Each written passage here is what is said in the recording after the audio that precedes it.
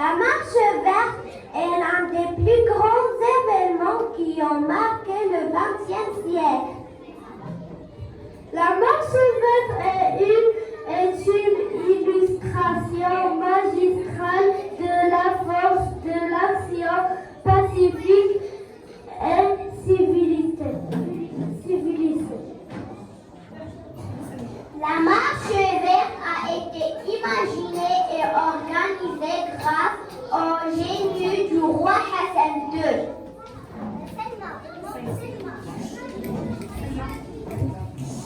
Les élèves de CI2 vont vous présenter l'historique de la marche verte. Le 6 novembre 1975, le roi du Maroc Hassan II prononce un discours historique qui appelle le peuple marocain à entreprendre une longue marche pacifique pour libérer vers le sud, pour libérer le Sahara occidental de l'occupation espagnole.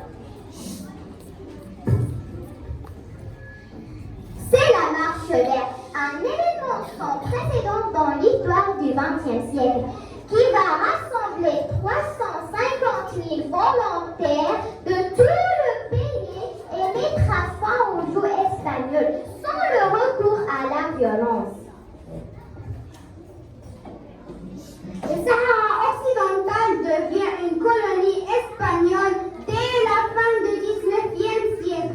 C'est un territoire désertique de 260 000 kilomètres carrés, peuplé par des tribus nomades qui ont des frontières communes avec le Maroc, l'Algérie et la Mauritanie. Il a toujours été revendiqué par le Maroc. Le 16 octobre 1975, la Cour internationale de justice de La Haye reconnaît les liens juridiques d'allégeance du Sahara occidental avec le Maroc et la Mauritanie. Le roi Hassan II du Maroc décide alors de passer à l'action et demande au peuple marocain de marcher comme un seul homme vers les provinces du sud pour les libérer. Cet appel déclenche une immense ferveur populaire et c'est plus de 500 000 Marocains qui affluent à Darfaya près de la frontière du Sahara occidental. Un système de tirage au sort désignera alors 350 civils pour organiser une marche verte pacifique et franchir la frontière des territoires occupés.